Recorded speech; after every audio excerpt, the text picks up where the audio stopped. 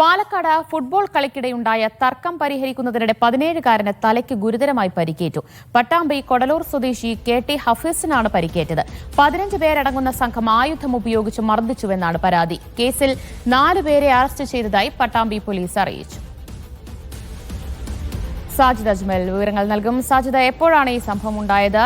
ഈ 17-കാരന്റെ തലയ്ക്ക് ഗുരുതരമായ പരിക്ക് തന്നെയാണോ ഉള്ളത്?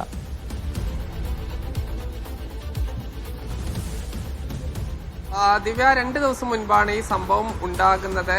ഈ ഫുട്ബോൾ കളിക്കിടെ നടന്ന ഒരു തർക്കത്തിൽ ചില പ്രശ്നങ്ങൾ ഉണ്ടായിരുന്നു. ഇത് 2 വിഭാഗങ്ങളായി തിരിഞ്ഞായിരുന്നു അന്ന് പ്രശ്നം ഉണ്ടായിരുന്നത്.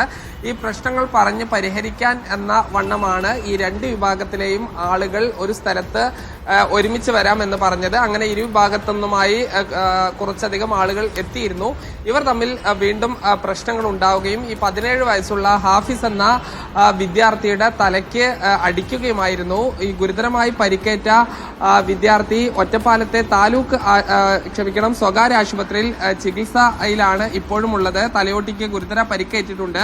ഈ പോലീസ് ആദ്യം കാര്യമായി ഈ പ്രശ്നത്തെ എടുത്തില്ല എന്നൊരു പരാതി ഉണ്ട്. SP ഉൾപ്പെടെ പരാതി നൽകുകയും ചെയ്തിട്ടുണ്ട്. എന്നാൽ പട്ടാമ്പി പോലീസ് 4 പേരെ അറസ്റ്റ് ചെയ്തിട്ടുണ്ട്. കൂടുതൽ പേരെ ഈ പോലീസ് കസ്റ്റഡിയിൽ എടുക്കും എന്നുള്ളതാണ് അറിയിക്കുന്നത്. ശരി, സാജിദ് അജ്മലാണ് വിവരങ്ങൾ നൽകിയത്.